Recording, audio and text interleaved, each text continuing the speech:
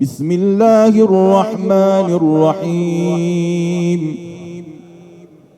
ألف لام ميم. ذلك الكتاب لا ريب فيه هدى للمتقين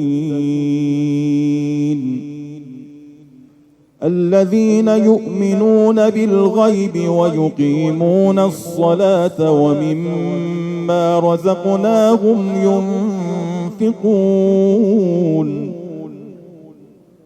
والذين يؤمنون بما أنزل إليك وما أنزل من قبلك وبالآخرة هم يوقنون